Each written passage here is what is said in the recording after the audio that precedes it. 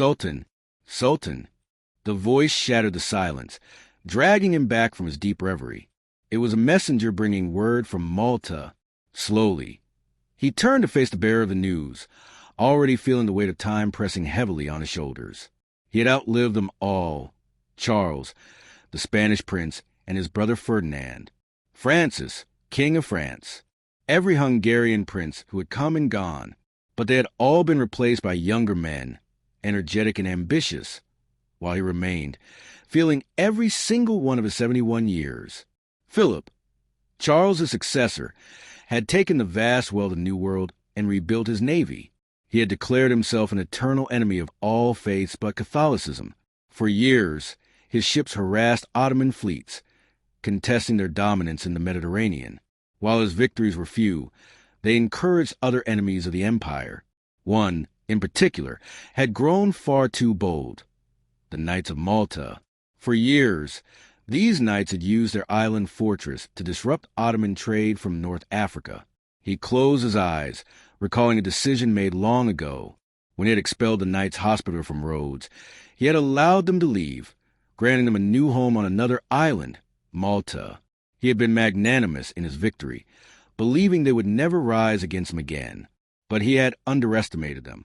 These were the same knights he had defeated so long ago when his reign was full of glory, when he had been unstoppable.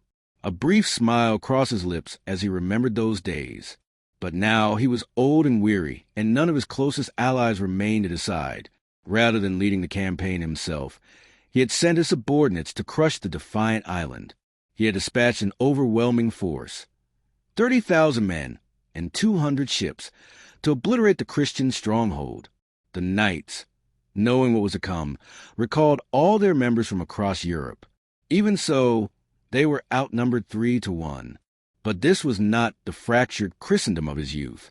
The rifts remained, yet his messengers warned him that a coalition had gathered to support the defenders of Malta.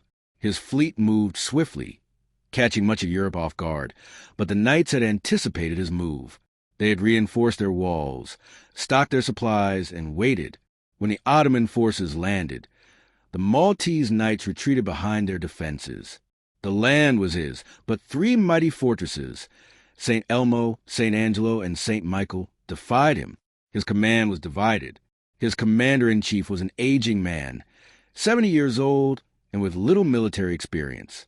The rest of his officers were seasoned warriors, privateers and admirals hardened by years at sea.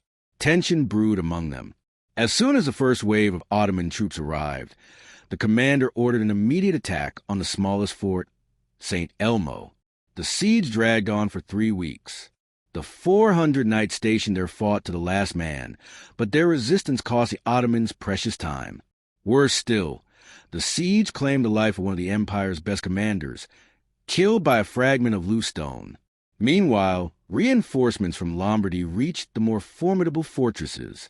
Enraged, the Ottoman commander ordered the bodies of the fallen defenders nailed to wooden boards and cast into the sea, sending them toward the remaining Christian strongholds.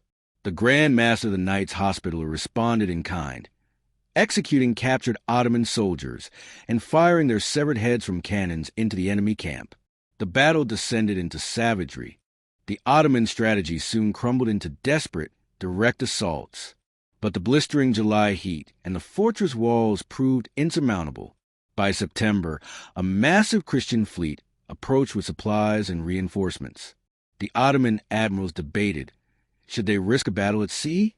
If they lost, there would be no retreat, no hope of survival. Fear won the day. With staggering casualties and nothing to show for their efforts, the once invincible Ottoman force withdrew in humiliation. The note slipped from his hand. He did not need to read further to know what it meant. The world would see this as the beginning of the empire's decline. No longer would the Ottomans be regarded as an unstoppable force, a power beyond reckoning. Instead, they would be seen as just another nation, no longer feared by Europe's rulers. He knew what had to be done. The decision reminded him of an old Roman emperor, one who had gambled everything for glory. Did he accept this humiliating new reality, acting with the caution that prudence dictated? Or did he embrace destiny, proving once and for all that he was the master of lands once ruled by Caesar and Alexander. He knew what the Roman had done. He knew what it had cost him. Yet he could not choose differently. He would march on Vienna one last time. He would capture the Habsburg capital and show Christendom that the Ottoman tide had not been turned, that their victory in Malta had been a mere footnote in history. On May 1st, 1566, the greatest army the world had ever seen departed from the Ottoman capital. It was a magnificent display of power, but he felt none of its splendor. He was relieved to be out of the city, away from the whispers of politics, away from the tunes of old friends. He only wished he could ride like before, but he was too frail, too racked with pain. Even in his carriage, every jolt sent agony through his gout-ridden joints. Yet he refused to slow the army's march for his own comfort. Rain and bad weather plagued him. He had seen it before. How often had the elements opposed him? Should he have taken it as a sign? In Transylvania, the prince he had installed knelt before him, scattering jewels at his feet. Yes, this was what it meant to be sultan. Yet the rain continued. They reached the fortress of Sijivar, the first obstacle in their campaign. For a moment, he felt young again. He mounted a horse, gave the order for the bombardment. Then the weakness returned. He felt the sweat on his brow. He turned to an aide, asking for help back to his tent. Time became a blur. The rhythmic sound of raindrops filled his world. He drifted in and out of awareness, sometimes seeing faces bent over him, sometimes finding himself alone. He saw Ibrahim, his closest friend, the man he had betrayed. Ibrahim smiled, placed a hand on his shoulder. We have always accomplished great things together. He wanted to apologize, but he could not remember why. He hoped they would go hawking tomorrow, if only it didn't rain. He saw Mustafa, his son, the one he had ordered killed. The boy would have been a great sultan. He wanted to give him his sword. No, that wasn't it. There was something he needed to say. He hoped Mustafa would be kind to his brothers. Then he saw her, Roxolana, as young as the day he first met her. She sat at the foot of his bed, a knowing smile on her lips. He reached for her, but she placed a finger to her lips. Sure, rest now. You've done enough. No one can fault you for the things you did for love. He exhaled one final time.